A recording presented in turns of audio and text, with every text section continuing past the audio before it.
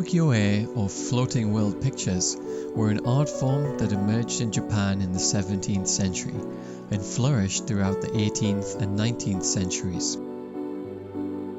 In this film, we're going to briefly introduce ukiyo-e, the historical context from which they emerged, and how they were made, for a short, beginner's introduction to the fascinating world of Japanese prints.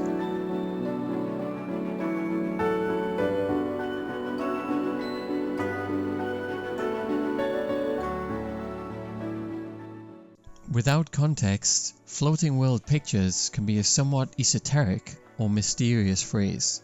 So what exactly is the floating world, and why did a whole artistic movement grow up around it? A Japanese Buddhist term used to refer to the transitory and fleeting nature of life, or existence, it was somewhat ironically applied to the Yoshiwara or pleasure quarters of Old Edo, the entertainment district that was filled with tea houses, brothels and theatres, where the newly wealthy merchant class would live for the day or the moment and enjoy the entertainments on offer. A metaphorical concept that we see represented almost literally in some prints and artworks. The pleasure quarters of the floating world and the images that captured this unique culture were born of a particular set of historical circumstances. From around 1467, Japan had been riven by conflict in what was termed the Warring States period. Feudal warlords vied for control of the country and its provinces. Eventually, several leading clans emerged and the country was largely unified under Oda Nobunaga. However, Nobunaga was killed in 1582, and after his usurper died, Japan was left with a power vacuum in his wake.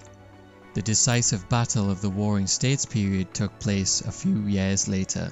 The Tokugawa clan, with Tokugawa Ieyasu leading the Eastern Army, defeated the Western Army at the Battle of Sekigahara on October 21, 1600. Shortly after, the Tokugawa clan was ceded power by the Emperor in Kyoto, and the Tokugawa shogunate began. It would last for 268 years, until the Meiji Restoration in 1868. Now, while the shogunate rule was strict and harsh, it did create stability. Japan began to prosper, and the unusual social structure that the shogun enforced would produce the unique conditions for ukiyo-e prints to emerge as a vibrant and singular art form. The Tokugawa clan established Edo, now Tokyo, as their capital, and transformed the city into one of the world's great metropolises almost overnight. They brought 500,000 samurai alone to the city, making it one of the world's largest at the time. They also closed the country off to almost all foreign influence. Travel abroad could be punishable by death, which allowed artists to develop the one-of-a-kind Japaneseness that we know and love. The shogunate enforced a strict social order, with the samurai class at the top, followed by artisans, farmers, and lowly merchants at the bottom.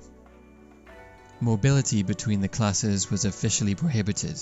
However, during the long period of peace, and due to the fact that taxes were set at one rate with no account for inflation or growth, the merchant class began to get wealthier and wealthier. And what do you expect to happen when you have a class of people with more and more money, but nowhere to go? Well, they turned to the pursuit of pleasure, of course, and the Yoshiwara or pleasure quarters were born.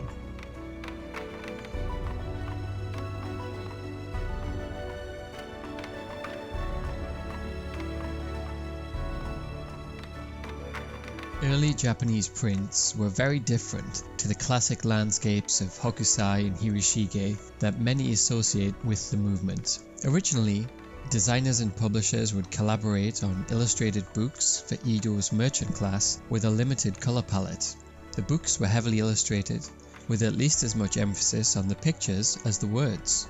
Eventually, some savvy publisher thought, why don't we just sell the illustrations? And started releasing single-sheet woodblock prints to the public. Early prints had few colours, or you might even colour them yourself at home if you are artistically inclined. However, printing methods and techniques evolved over the following 50 to 100 years, eventually enabling ever more stunning prints with detail, effects, and vivid colour palettes.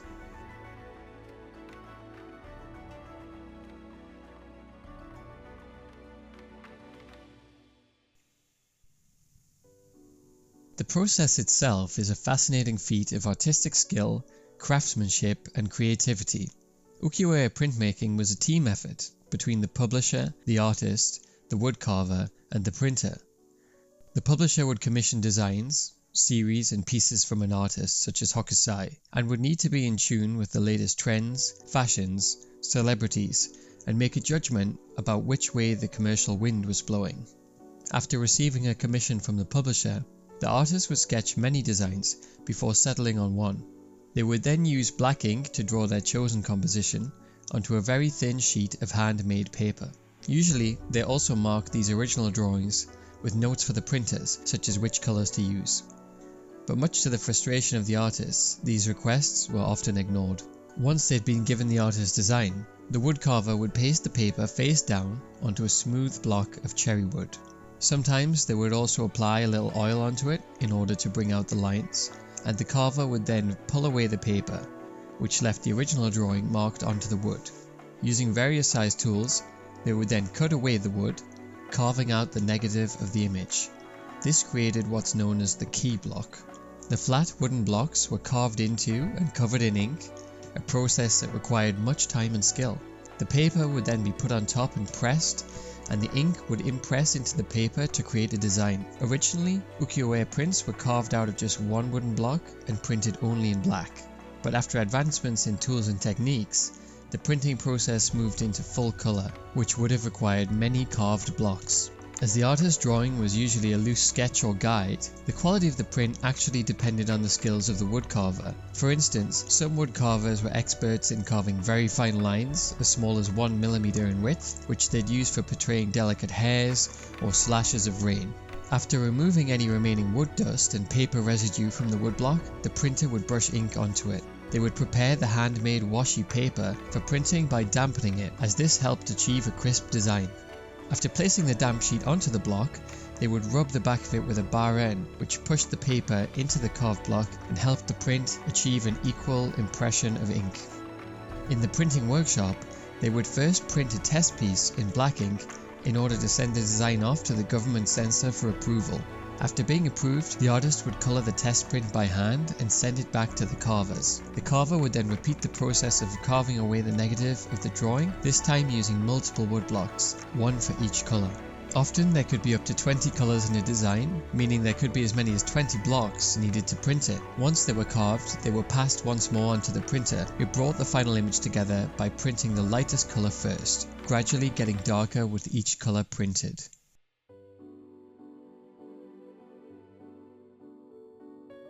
If this film has left you with a taste for the beautiful aesthetic of Japan's Golden Age prints, and you would like to bring this uniquely beautiful art into your home, then you can browse and shop a selection of stunning prints on our store. Just go to risingsunprints.com and view the current collections on our website, or click the link around this video if you're watching elsewhere. Many of the most beautiful prints from this film are available as fine matte prints, framed or unframed, as well as in canvas gallery wrap format. Prices start from just $33, with free delivery on most products to most countries.